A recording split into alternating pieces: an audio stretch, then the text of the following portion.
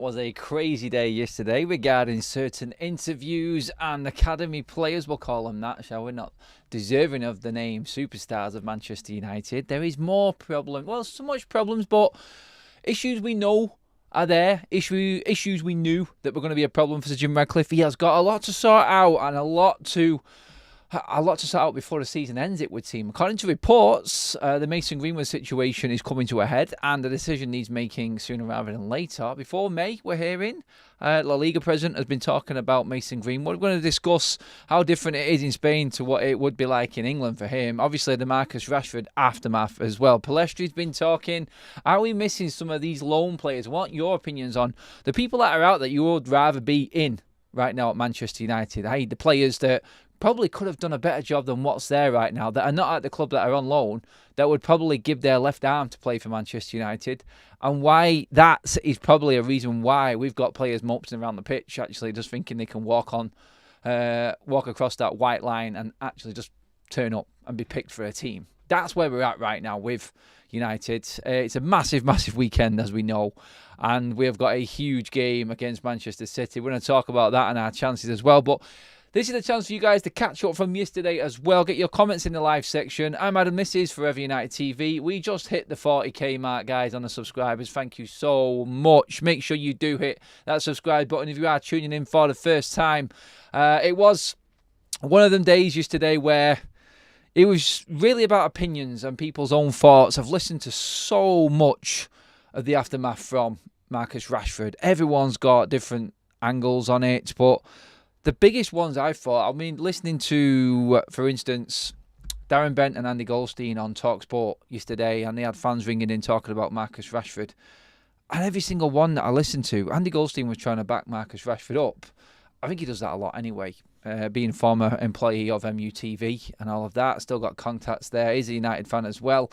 But the biggest one I thought was an Arsenal fan coming on, backing the United fans for actually going in on Marcus Rashford. I think that was the biggest point for me from the whole day yesterday. It's like no one's falling for it anymore. No one's actually falling for this, you could say, sob story we're hard done to, because the players make their own beds. This is why I wanted to talk about Mason Greenwood today and how Manchester United and Sir Jim Ratcliffe has got a problem right now. It's like, welcome to United, your boyhood club. You've just done a mega interview saying you're going to take United to the top. Whoosh, there you go. Fix that, Sir Jim. There you go. What's your first job? What's the first meeting? What's the first appointment you need when it comes to actually dealing with issues at Manchester United and putting us back on the right track? Well, he's still not got Dan Ashworth over the line. That needs to happen soon, and we need to know that is in place for the summer, because you've got La Liga president there actually talking, like you can see at the bottom of your screen, the tweet from Fabrizio Romano. Basically saying, look, he's been proven not guilty. We move on. I don't care. He's doing well in Spain, and I hope he stays in La Liga. That's from the La Liga president. And you look at it now, Getafe, there has been reports that they have open talks with Manchester United as well, and it's all moving forward. But it's like now you've got the Marcus Rashford situation. I said on the show yesterday, I said it'll be interesting to see if United knew about this. Now, the way I look at it, and again, you can say I'm doing all the conspiracy theories and all of that again and all of that jazz, but I looked on the app and it just had Marcus Rashford plastered all over it. Surely the club would have announced this first. If the club had anything to do with this, they'd have been telling Marcus Rashford, look, you have just been caught, reprimanded and publicly outed by the club in a way that you have done something wrong and it's unacceptable. Why have the club not made Marcus Rashford do this through the club sources? Why have they allowed him to go out and do this outside when it doesn't look good for him, when it puts him under more trouble? And then you start thinking the club is probably half to blame with what's going on with Marcus Rashford right now as well. I couldn't believe it when I seen all the clips up. I still don't think that Manchester United sanction that interview. I don't. I'm convinced them not. They can say, look, they can tell me that it was. They can say, and they can come out and go into detail about what was organised and everything like that. But the football club should be the ones that are putting this out there more than anyone, I feel. Unless Marcus Rashford made a point in this interview about saying, look, this is about my own personal life, nothing to do with the football. But he made it very, very clear that it was about his commitment to the football club. So that should have been done through the club. And after sitting on it, watching my content back, reading your comments and going into everything else about what everyone else has said on this whole situation, I thought, you know what? It looks bad on the club and Marcus Rashford now going into the derby week. And we want to be talking ahead like we was with Andy yesterday, laughing and joking about the derby and what our chances are. Yet we're talking about this. Now, I want to put the Marcus Rashford thing to bed now and just move on, move forward. What does he have to do on the pitch? Because we know he's going to play. We know he's going to play. I just want your guys' opinions on this one. Is he done? If he scores in the derby, we're all going to cheer. I hope everyone will cheer. It's not that bad a situation where we say, look, we can't even cheer a player that's wearing that United shirt. Marcus Rashford has to go out in that derby and actually do what he said he did in his first Liverpool game when he tried to run through Jamie Carragher and tried to make that as an excuse as to how everyone is wrong about his commitment to Manchester United. No, sorry. The only reason that people are calling you out right now isn't because of when you came through onto the scene. No one had a problem with that, Marcus. We're not questioning your commitment there. We're questioning what you're doing now. So I want to know, Marcus, if it is full commitment, are you going to do more in a game? Are you going to put your body on the line? Are you going to go into that tackle again like you did with Jamie Carragher when it comes to a 50-50 with a Diaz in defence against Manchester City? Or are you going to be scared about being pummeled off the ball again and everyone laughing at you in that City crowd? Is it more about your ego than you actually putting everything on the line? A great point was made by Darren Bent on TalkSport when it wasn't Darren Bent, it was an Arsenal fan who came on. He said he used the example of Thierry Henry. He got absolutely flattened in a game and he just ran straight back up the pitch after losing the ball and went back and won it and said, let's go again. Let's go. He got the ball and he carried on trying to take the player on again and again and again. He didn't let that deter him. It's like Marcus Rashford, and he used the comparison with the time when Rashford was flattened in the Nottingham Forest game by the two defenders and just lay on the floor like he'd been completely shot. No, it wasn't that bad, clearly. You might have got a little bit winded, but you get yourself up, you dust yourself off, and you get back in the fight. He did nothing from that point the whole game. Past that, did absolutely nothing. And then you've got the quotes from Alan Shearer coming out. I think it was timed perfectly, really. It's like Alan Shearer come out slagging him off. You had every other pundit and ex-player on radio, on TV, everyone slagging him off for what he did on the pitch. For what he did on the pitch. No one's talking about how much your car's worth or anything like that. The only reason we talked about that is because you brought it up in an interview, mate. That's why. So let's leave that there and let's concentrate on what's happening on the pitch. What does Marcus Rashford have to do for you guys in this derby to prove that he is fully committed to Manchester United? And if Marcus Rashford does end up leaving this summer, I think he's steering away and he's trying to make a move away from Manchester United. Personally, I think this is what it's all about. That is just my opinion and just how I read everything, the whole situation. It may not. You guys may want him back in the team and think he can turn it around. What does he have to do, though, for you to convince you that he is part of this Manchester United team for the long haul and is the player that he described in this interview that lives and breathes Manchester United? What does he have to do? People saying there, leave.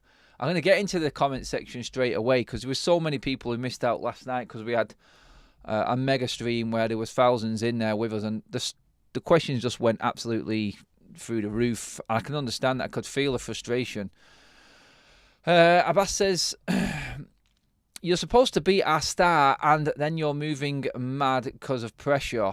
I could go far bacon butter, says Guess. Sorry, someone else's conversation. Another distraction we don't need. Need team focus, not all about a syndrome, says Stephanie. Michelle says, he makes the team a man short. This is the problem when you've got a player that is unhappy at a football club. When he's on that pitch, you feel like you're carrying him. I think every United fan feels like they're carrying him right now. And literally everything I've seen on social media is because they don't like someone's opinion of that player and they're going in on that person more than actually giving their opinions on what this situation is. Like I've told people have told me I need to back the player. I have backed the player. I've backed him, I've been critical, and I've praised him, but people ignore that. Their whole agendas are about what you're saying rather than what the reality is. If that's what you're about, then that's fine. But don't come moaning when the player has a poor performance. We've all been calling it out for months now. This season has been abysmal. It really has. Mr. Beefeater says every manager after Busby got sacked, same way after leaving, same way as today's managers. All about his ego, says Michelle again. Domingo says, I'll cheer anyone on who puts in a shift, but if you perform like you did against Fulham and Forest, then do one. It's fair enough. I think that's fine for every United fan. Like, if he busts a gut and runs right through Haaland first minute and wins the ball and puts his body on the line, like he says he has done, and like he says he always has done, then I think every United fan's thinking, all right, it's a good start. It's a good start. UK Strange says the only way he convinces me is by dropping his wages to 100k a week. Michael says, if Manchester United lose to Manchester City on Sunday, should INEOS sack Erik ten Hag or leave it till the Arsenal game? I think the Arsenal game at home will be the deciding one where it's mathematically impossible to get top four. And I think that will be when we get Judgment Day. To add to that question, Michael, should INEOS now wait with even more garbage coming out from the playing staff of this football club, like what we dealt with yesterday in that interview with Rashford? Should we just wait and let's see if we can get rid of some players first? Should we give Ten Hag a chance on this? Very interesting. Very interesting. Graham is in the chat. Oh, you good, Graham? Adam, the piece added nothing. I think the club would have sanctioned it because it doesn't criticise them. I kind of disagree, mate, honestly. You've got to look at the bigger picture, like I said, Graham. I can see where you're coming from. It doesn't criticise them. But also, at the end of the day, this is a player that has just been reprimanded by the football club. There's been nothing come out about what he did off the pitch. Everyone had moved on from what had happened off the pitch, and he just brought it all back again. That, for me, is the big no-no in all of this. It's like the club were trying to move on, and the club made the statement about this has been dealt with. Well, it's not. Because all he's done is just opened it all up again. That's where I disagree, Gray, mate. I don't think they sanctioned it. I think they've just gone along with it, and I think it's a bit of a cover-up. I do. I think it's a cover-up from the club, personally. Like I said, it's like, if you're going to do an interview, do it through a club. This website, this company that do these interviews, I mean, do they pay the players? Because if we find out that Marcus Rashford was approached and then paid, what does that tell you? That's not been brought up yet. No one's seen the bigger picture in this, and I said this, and I made a point of it last night by saying, look, no one's going to think of the fans here right now. No one's thinking of the fans arguing amongst each other and causing unrest within the fan base because of what Marcus Rashford's done. No one's going to think about us. We're just there debating it and discussing it and arguing with each other. And he's just going to walk away again. And if we find out, I'd love to know. I'm going to have to do some digging on that one, actually. If he got paid for that instead of doing it at the club. You see where I'm going, don't you? You see where I'm going. I don't want to keep digging it up and bringing it up, but every time I start talking about other things pop into my head and go, hang on a minute. I understand, like Graham just opened up a can of worms for me there again then. This is why I love you guys being involved in the chat, actually, because you actually, I'm on track to talk about, and you send me off in a different direction, and I think that's more important, actually. Let's talk about that for a minute, because I didn't think of it that way. I actually feel like now I need to find out if this company actually pay players to do these interviews. And if you decided to go and do it in your Louis Vuitton jacket and your diamond earrings instead of a United tracksuit, actually doing it like a proper professional, then it's made you look even worse. I've got to move. I've got to try and get past it. Come on, Adam. Graham, that's your fault. Adam, for me, he has to work hard on the pitch, even if it doesn't get a goal. He can build his confidence by doing the simple things. If he tracks back or sprints back and makes a slide tackle, I think, okay, that's a start. Let's move on from there. Let's rebuild bit by bit. I agree. He's not in great goal-scoring form. We can't just expect him to go on the pitch and score a goal. If he doesn't score at the derby, it's not going to change my mind about how I feel. It's not going to make me more angry. I want to see the contribution from the player on the pitch in the biggest game of the season. We've got a manager who is being criticised every single day, every single performance, and every word that comes out of his mouth. And I'm a culprit of that. I'm not going to shy away from that. I do it. I'm a fan. I'm allowed to. So, yeah, for my part, I think I'm part of the problem with that. But me being part of the problem is because of what's actually happening at our football club. We're not going to sit here and accept it. We've been told by Sir Jim Radcliffe that the standards, we've been told by Ten Hag that the standards of this football club have dropped. So when we argue the point about us being bad and poor, I think we're valid in that argument because we just want the best for our club. We want value for money as well. We're not getting that from these players. And when you get what you've had from these players off the pitch recently, I'm not just going to bring Mark. There's other players as well. You feel let down, don't you? And you have to open up. You have to say and give your opinion and be honest with how you feel about it. And that's what we do. And that's what I think we especially do here on Forever United TV as well. Mark's in with a super chat. Cheers for that, Mark. It's about doing it week in, week out, from walking out on the pitch till the last second of the game. Until we see that 2, 3, 4 seasons, I listen then. So if he does it for a season, are you happy for him to stay, Mark? That being putting that effort in. Is that what the go-to is? Let's see let's be honest. Stephanie, welcome to the Members Club. Legend that you are, Stephanie. One of the mods that has been here from the start. And it's quite right that you was gifted that by another legend of the football club, of the channel, in The Honest Tiger. Love you all. Absolute legends, my mods. And all of you members. By the way, members, make sure you stay tuned. There is an announcement coming. A special bit of content just for you. If you are in green and classed as a member on this channel, then please do keep your notifications on. You are about to get something dropped on you this afternoon as to what is going on this weekend. A little bit of a thank you, and also something completely new, which I have been teasing you all about. So, yeah, it's coming this afternoon, guys. So, hold on. Let's get into more. We have another super chat in from Tom Toms. Thank you, Tom. He is a disgrace. Okay, here we go. It cost a lot of money to go to a game at Old Trafford and pay Sky, TV, etc. We pay a fortune to support our club and expect to be entertained. He earns a fortune and is still complaining, or still complains. That is what I'm talking about. You summed it up there in one go, Tom. It's like you pay your fees, you pay your subscriptions, you pay your tickets, your season tickets, the merchandise, whatever it is. You buy a drink at Old Trafford. You do everything to keep this club running. The match day revenues are millions. I think United are reportedly in the 5 million sort of bracket for match day revenue. That every single game. So we do contribute. It's not just the sponsors. So Jim Radcliffe said it. He says the owners of the football club are the fans. We are just the stewards who look after it.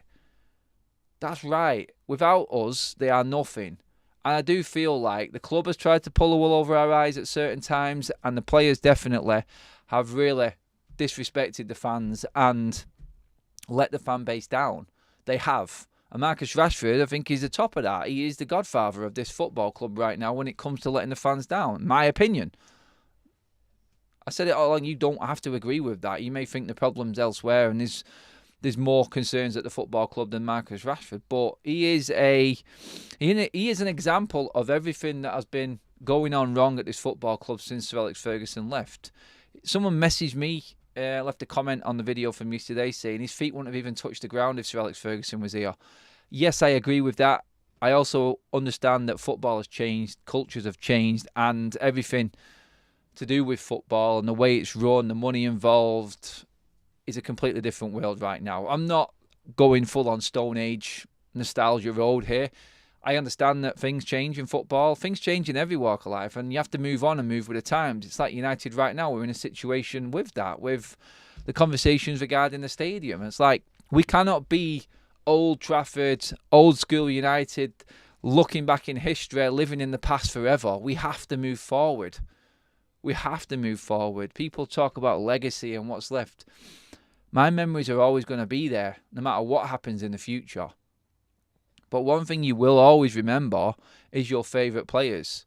And you will always remember, in the bad times, who the players were that you know let you down, that disappointed the most. And there is numerous players within this current Manchester United squad, and what there has been over the years, over the last decade, in fact. There have been mercenaries, there have been paycheck players, however you want to call them. They've all come for paydays, they've all come just to put that red shirt on and earn a fortune, and they've just taken advantage of the fan base and the way that the football club has been run.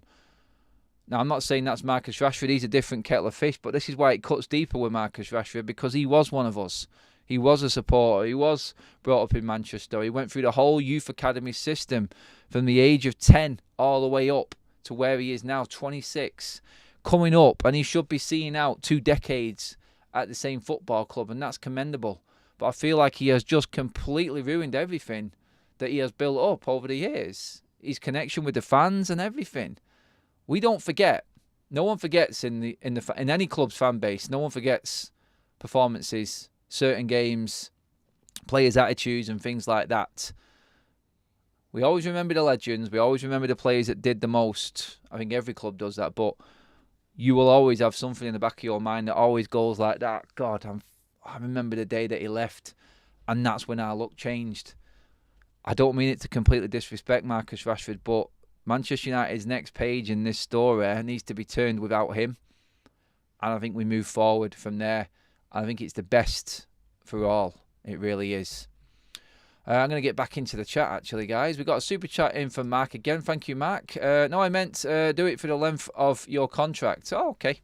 Length of contract, fair enough. But that means if he does do it one good year, you're happy with him and don't want to sell him. So, yeah. You know what I mean, don't you? I'm just checking I've not missed anyone out. Mason 402. It's the most contradictory interview ever. Starts by saying he's an introvert. And now, due to this interview, he's on every social media platform with everyone now watching him closely Sunday. Yep. Exactly. He talks about the media creating a character. Well, he uses the media to live his life.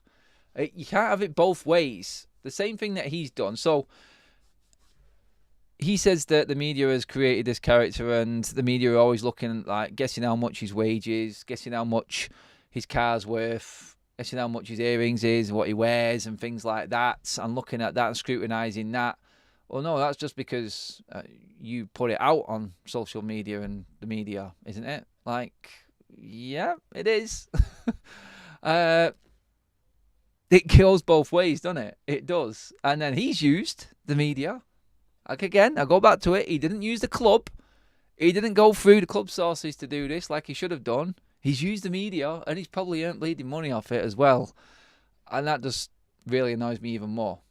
It does. He talked about the deals that he turned down and then deals that he's done with the club. It's like he might have done a full 180 there. He should be sat inside Carrington talking about this.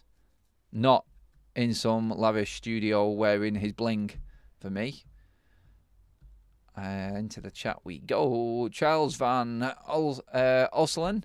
Rashford is trying to do a Cristiano Ronaldo, but has neither the talent nor the brains to pull it off. I am not sure who is advising him, but they should be fired. Rashford has bought into his own hype. Yeah, he has. And his people, like I said, they're the biggest issue in all of this. The ones that represent him. And when he says people going on his family, in what way? I don't know what it is. What have they said? Why have they gone in on his family? I've not seen this. All I've seen is people slaughtering him for his attitude on the pitch in the last few weeks. And like I said, I'll go back to it. I thought we'd turn the page with the whole Belfast saga, but hey, he brought it up again. He would be the same if wasn't Rashi. Sorry. He would be the same if wasn't Rashi, but 2 other white English players. I know exactly what you're doing, so be careful or get blocked, pal. That's simple. Okay, Gray's talking to someone else. Never mind. Calm down, Gray. It's all right. Don't let people rile you. It's not worth it, mate. It's not worth it. Reading through them. Now, there's a lot of upset people still. Is it a live announcement or a vlog? It's going to be a little mini vlog. There's not much time on it, but it tells you everything you need to know, Michael. So just hold on. And make sure you please give the video a like, guys, and hit that subscribe button if you are tuning in for the first time. Absolutely loving all of your comments on the 40,000 subscriber post that we put out earlier on today. Fantastic. Absolutely buzzing with that. We created this channel together and we move on to the next level together. It's time to hunt down the 50k. That's the next target, guys. When do you reckon we'll make it? Give me a month. Let me know. We're going to get there before the end of the season. Let me know what you think, everyone. I wish I was as dumb as Marcus. As Graham said. I like it. I like that one. Adam, his brother is his agent, one of the leaks, so I hear that might be what he means. If you bring your family in to this situation and you employ them, they are part of you. They are part of whatever goes right and whatever goes wrong. You live it together. So if he's talking about bringing his family into it, that's kind of not anyone else's fault, Marcus. It's yours because you employed your brother. So he's big enough to deal with what's coming his way. He's an agent, for God's sake. They need thick skin. His advisors can't read the room, says Gehan. Agree with that one. Let's see where we are at right now. I said many times the exit strategy is bigger than the recruitment strategy, says Bexer. The next target is 500 likes. Smash the likes, guys, says Colin. Please do. Give the video a like, people. The Honest Tiger. Would Rashford have done this if he had scored a hat-trick against Forest? There you go. That is a point as well, Honest Tiger. Very true. Very true. Exactly, Adam. He literally employed his brother and expect fans not to talk about your family. That's it. It's on him. You have to go with that, I feel. You have to just take responsibility for what happens. Agents, like I've said, have got thick skin. They take dog's abuse because they're in it for them as well. Let's be honest. Unless they're getting their cut, they really, really don't care, do they? Otherwise, they would not be in that job. So, yeah, if his brother is his agent, then his brother has to take as much flack as Marcus does when it comes to what Marcus' contract is, how he performs. Unfortunately, it's part of the territory of being a football agent. You've heard all of the big ones like Raiola, Kia Girardin. Agents like this, they know the criticism that's coming their way. So you can't just make it about family. You can't do that. It's your agent, and that's what we call him. So if he's getting stick, it's because he's your agent, not because he's your brother.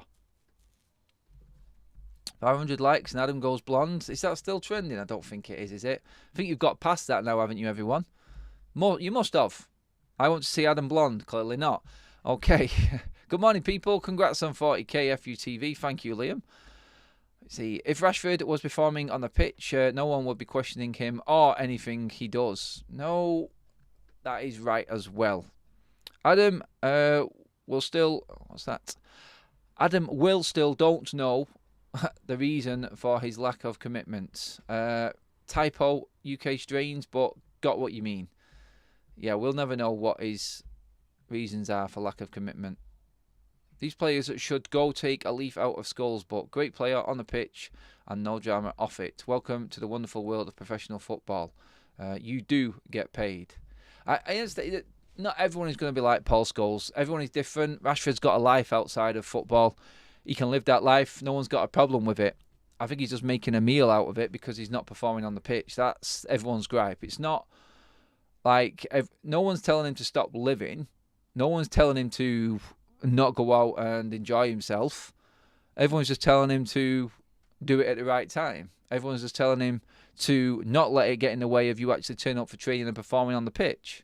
How would he have felt if we'd have gone out to Newport because he was reprimanded and suspended for the game by the club and Ten Hag? How would he have felt at that moment? Would that have hit home? Sometimes I feel punishment, you can see commitment. It's like, would it have hurt him more if he was suspended for 3 games, say, for instance? I think that would have hurt him more. If he's going on about commitment and his love for the club, that would have done more damage to him, I feel. And it would have hit home a little bit harder. But hey, it wasn't worked out that way. And we moved past it.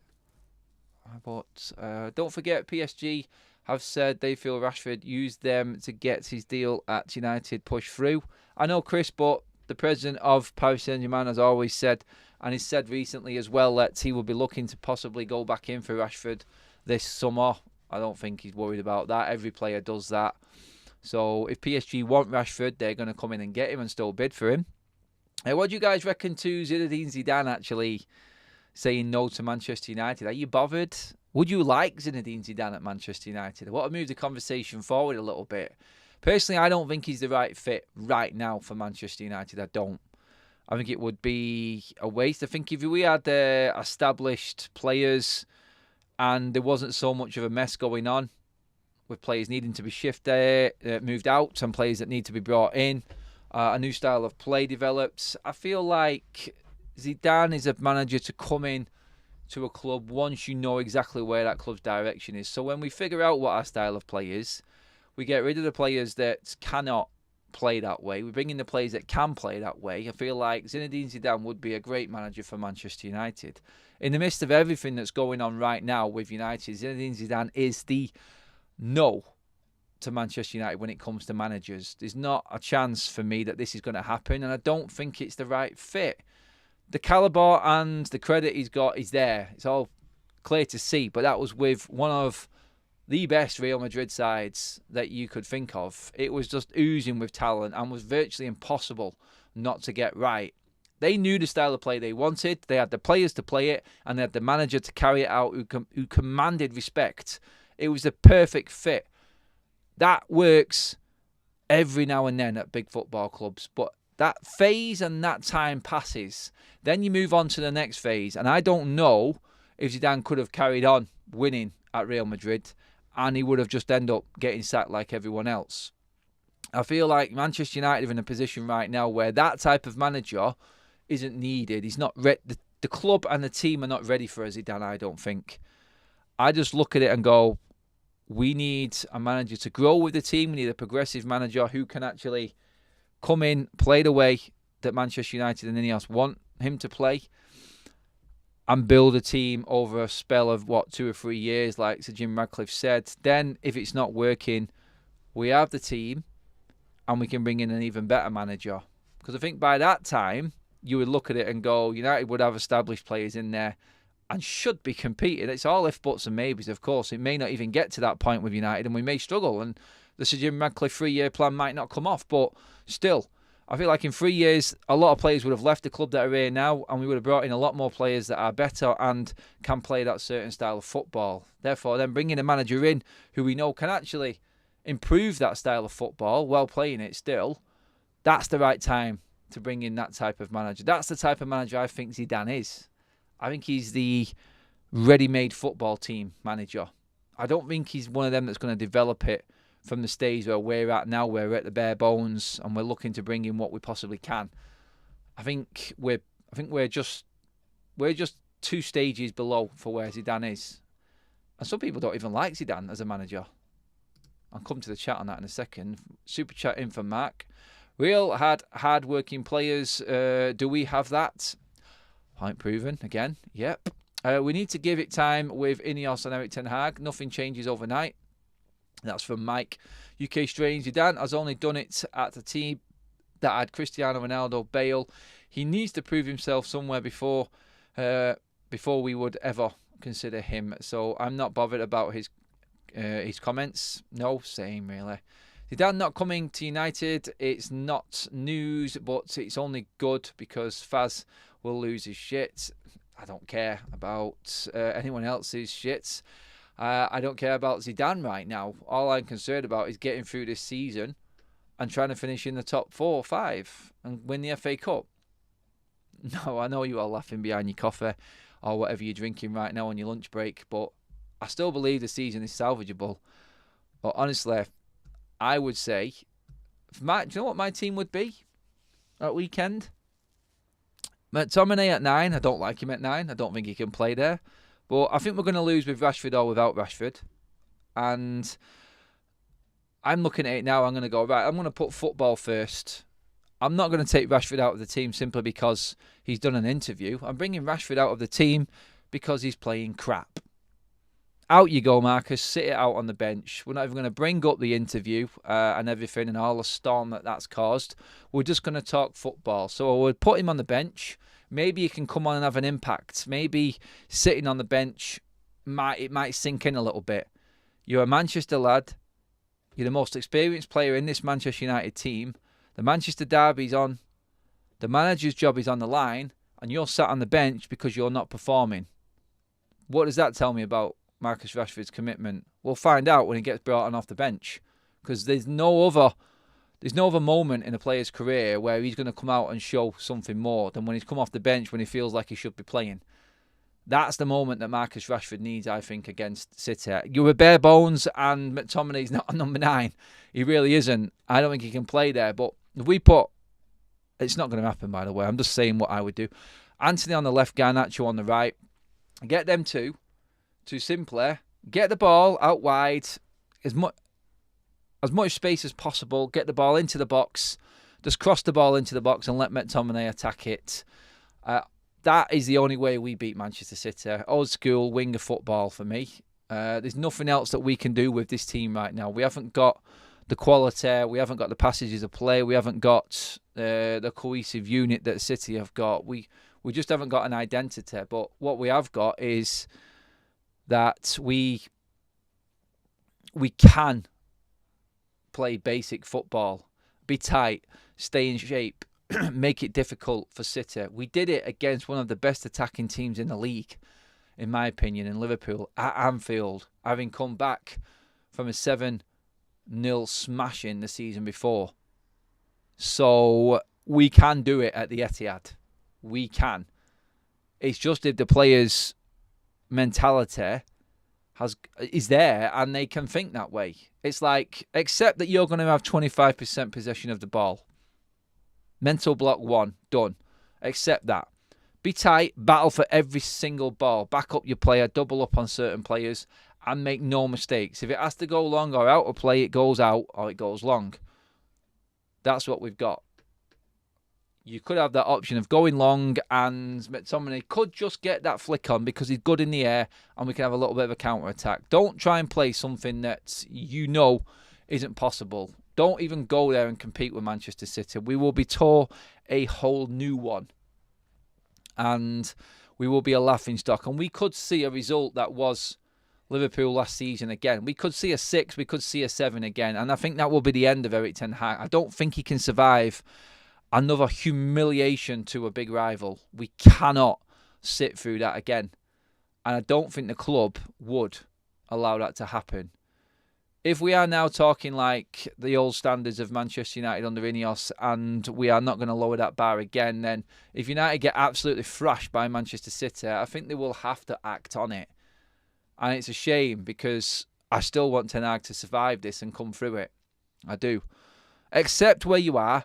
Accept that you're playing a miles better team. Swallow that pride and dig in and sit tight and be deep and just make it as hard as possible for City. We may get that moment on the break when they switch off, having had so much possession. You just got to play the cards that are dealt. We haven't got the team to compete with Manchester City, but we have definitely got a spirit that can make it difficult for them, and we can get something out of the game. I personally, right now, I know we can do that. I don't think we will. I think we'll get smashed, but hey, you can only look at how we've been playing, and you can only look at how Manchester United have played recently in this type of game. Now, can we do the Liverpool game that we did this season, or are we going to turn up like we did against Liverpool, against City last season when we shipped bleeding 13 goals in 2 games? Which type of United is it going to be? That, for me, is a team without Marcus Rashford right now. And if he wants to contribute to it later on, fair enough. When City are a little bit more tired and Marcus Pace can do damage on the break, fair enough. That's how I would play it personally. That's just my opinion on that. Domingo OT with a super chat. Marcus, Rashford MBE many bus expeditions. Oh, Domingo's going in there. Heavy-handed. Can't believe you still believe in this manager, even though he's shown us, he's shown who he is. Ramo, in that side of it, mate, I don't. I think we will change it, but I want him to see out the players. That's the only thing. I want him to survive, to get rid of Sancho, to get rid of Rashford, to get rid of players that we know are not good enough at this club. That's the only reason I want him to be there. If he then proves it wrong to me when he's given this chance, and Manchester United can play a style of football that INEOS want to play, then fair enough. But I just need him to see these players off, mate. That's all it is, Ramo. I'm not thinking that he's proved to me that he's good enough.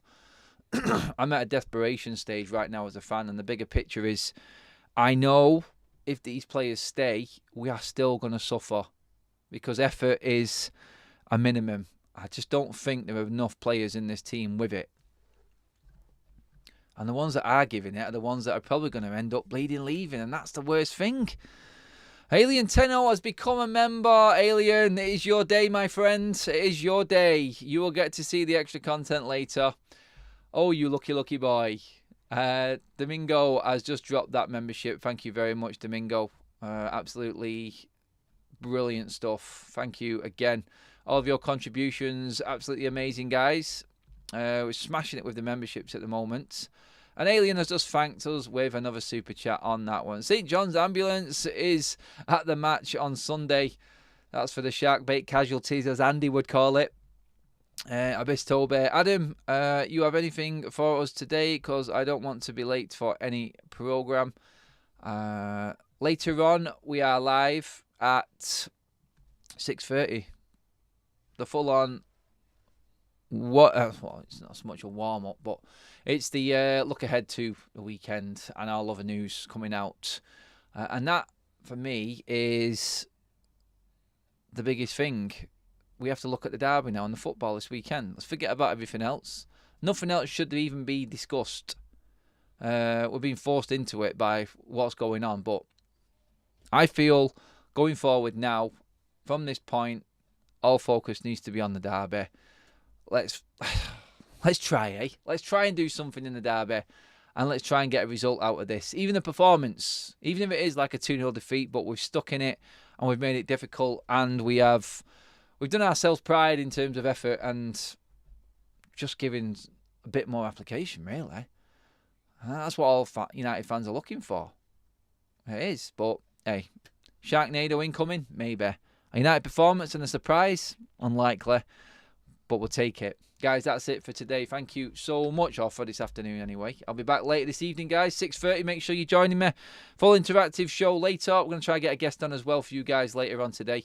We were scheduled to have a live outside today at this point, but the weather is horrendous. Biblicano rain again, guys, in Manchester.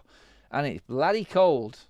It is. So, rather than freezing our niblets off, whatever, we are inside. I'm just bringing you the news from the studio today. But yeah, back later on tonight, guys. Make sure you join us. Make sure you've got your notifications switched on.